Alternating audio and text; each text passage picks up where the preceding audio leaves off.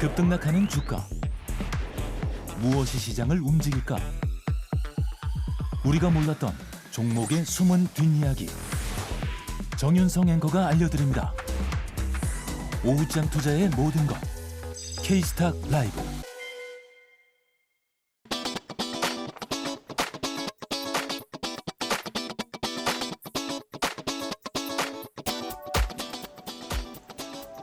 네, 계속해서 종목 겨루기 이어가 보겠습니다. 오늘은 위즈웨이브 이건희 대표, 와운의 한중현 파트너와 함께할게요. 안녕하세요. 네, 종목 겨루기 본격적으로 시작하기에 앞서서 선정한 종목들 상승률 상위권 탑5 현황부터 보고 가도록 하겠습니다.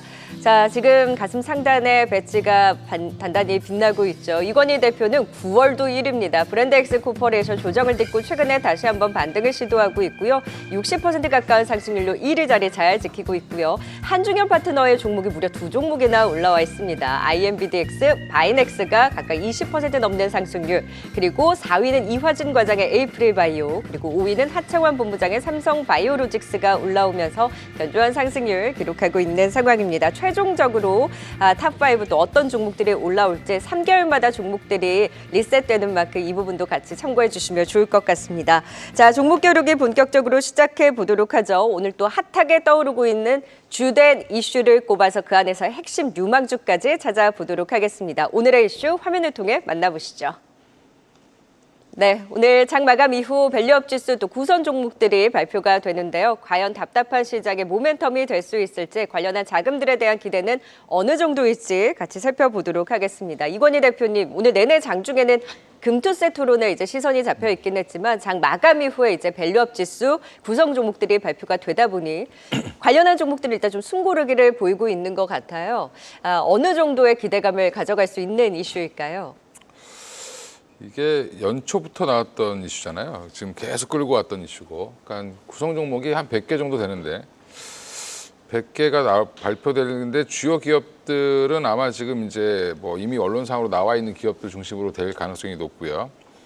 일단 그 안에서 저는 이미 이제 시세는 좀 많이 뽑았기 때문에 사실은 이제 이 밸류업 지수 발표 이후에 새로운 나올 가능성이 높다라고 보고 있는데.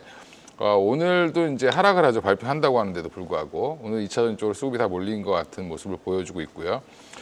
그러면 이제 공략을 어떻게 해야 되냐면 지금 여전히 ETF는 설정되는데 한 2, 3개월 걸립니다. 그러면 발표 이후에 이제 그 구성 종목들 중심에서 구성 비율이 높은, 그러니까 한마디로 이제 그 지수 내에서 포지션이 높은 종목들 중심으로 시총이 큰 종목들 중심으로 다시 한번 ETF가 설정되면서 반등할 가능성이 높다라고 보고 있고요. 그래서 지금 여전히 이제 지금 표에 나오는 그런 회사들 중심으로 보시면 되는데 대부분 이제 시세가 좀 많이 나왔기 때문에 그래도 그럼 그 안에서 어떤 걸 고를까를 한번 고민을 해보시는 게 좋을 것 같고요. 오늘 당장보다는 오늘 발표 이후에 흐름을 좀 보시면서 조정이 나올 때마다 한번 매수해 보시는 것도 좋은 방법이다라고 말씀드리겠습니다. 네, 밸류업 지수 공개 이후에는 좀 차익 실현, 세론이 나올 가능성이 높기는 하나, 이르면 이제 10월에 ETF가 구성이 된다고 하는데 이를 앞두고 또 비중이 높은 종목들 중심으로는 그 조정을 이용한 꾸준한 관심 유효하다라는 의견을 주셨습니다. 한중현 파트너는 어느 정도의 영향을 예상을 하고 계세요?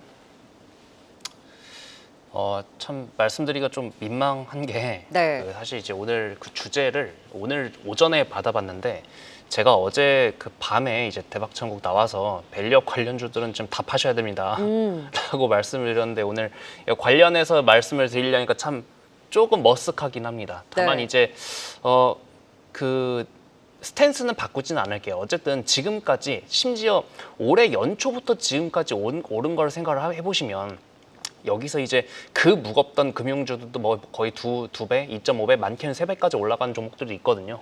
여기서 이제 뭔가 더 올라간다? 그런 거를 기대하시기보다는 오히려 세론 뉴스를 강하게 좀 생각을 해봐야 되지 않을까. 특히나 그 이제 인덱스가 설정이 되면 그 인덱스로 이제 패시브 자금들이 쭉 밀려 들어오는데 그걸 역이용해서 액티브 펀드들이 미리 사서 지금 위에서 다 차익 실현 대기하고 있거든요. 그러다 보니까 오히려 지금 이제 설정이 돼서 그 종목이 공개되는 순간 이제 그 종목들은 누군가 받아줄 거야. 그럼 걔네한테 물량 넘기고 가야지. 이렇게 생각하는 이렇게 생각하는 이제 액티브 펀드들이 지금 드글드글하기 때문에 웬만하면 좀 안 보시는 게 맞지 않을까. 네.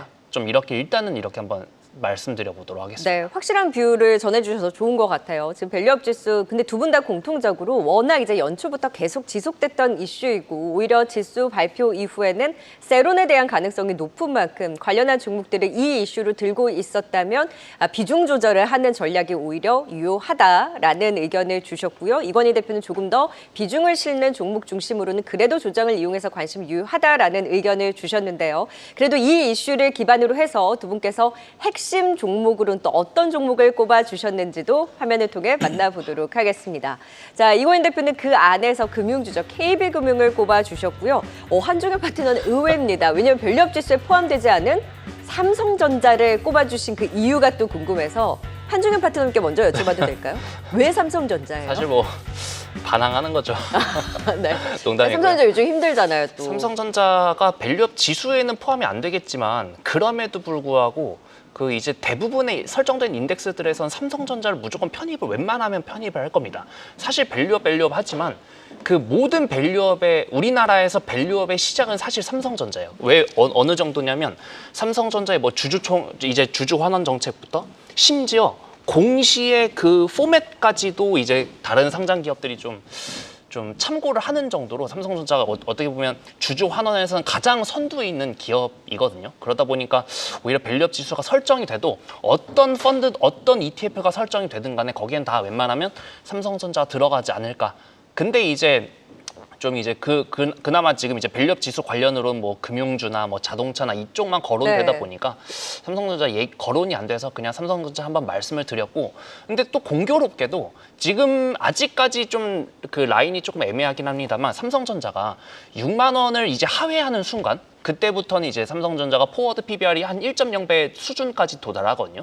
근데 삼성전자 역사적으로 봤을 때 PBR이 한 1.0배 수준은 한 역사적인 밸류에이션 레벨 하단 구간이긴 해요. 그러니까 그 말인즉슨 삼성전자 뭐 사업성 그런 거 다 떼고서라도 삼성전자라는 예금 통장이라고 생각을 해도 충분히 그 배당으로서의 매력, 즉 예금으로서의 매력도 충분히 발생하는 구간이 6만 원 이하 구간이기 때문에 그런 관점으로 한번 접근을 해도 한 1년 정도 보면서 접근을 해도 6만 원 이하부터는요.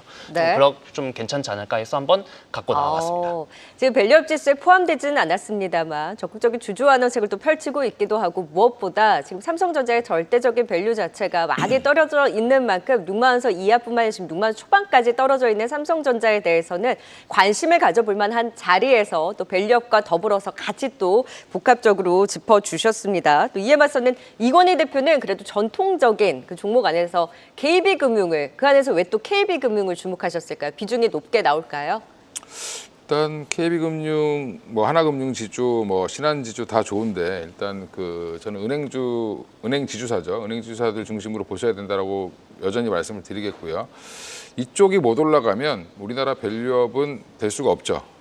주인이 없는 회사들인데 지금 금산분리법 때문에 대기업들이 소유를 못하게 돼 있습니다, 은행을. 그러다 보니까 지금 KB금융은 1대 주주가 국민연금이고요. 2대 주주가 블랙락 펀드입니다. 그래서 지금 이쪽에서 그러면 결국에는 배당을 더 요구할 수밖에 없는 구간으로 들어갈 거고 앞으로 정부 정책을 따라 할 수밖에 없죠. 여기 이제 KB금융에 앉아있는 회장님이나 하나금융지주에 앉아있는 회장님들 보면 다 그냥 임명직입니다. 그분들이 근데 더하기 위해서는 정부 말을 잘 들어야 되는 상황이죠. 그렇다 보면 결국에는 금융주들이 이제 대장이 될 텐데 그래서 지금 가장 먼저 밸류업 관련돼서 올해 초부터 해서 거의 2배 가까이 올랐죠. KB금융 같은 경우도. 여전히 근데 PBR로 보면은 0.5배도 안 되는 수준으로 지금 0.5배 이제 살짝 넘어 있는 수준이기 때문에 추가적인 상승은 더 나올 가능성은 있습니다. 그래서 만약에 이 금융주들이 무너진다라고 하면 우리나라 밸류업 지수는 아마 실패하는 걸로 기거리 될 가능성도 높다라고 보고 있고요.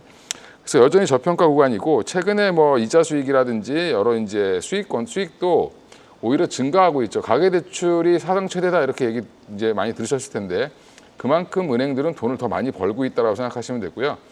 올해도 작년 대비해서 이제 영업이익도 작년에 6조 4천억 정도 벌었는데 올해는 한 7조 7천억 정도 벌 걸로 좀 예상을 하고 있어서 사상 최대 실적을 낼 걸로 예상을 합니다. 그러면 당연히 배당이라든지 주주 환원 정책을 강하게 드라이브 걸 수 있다라고 보고 있고요.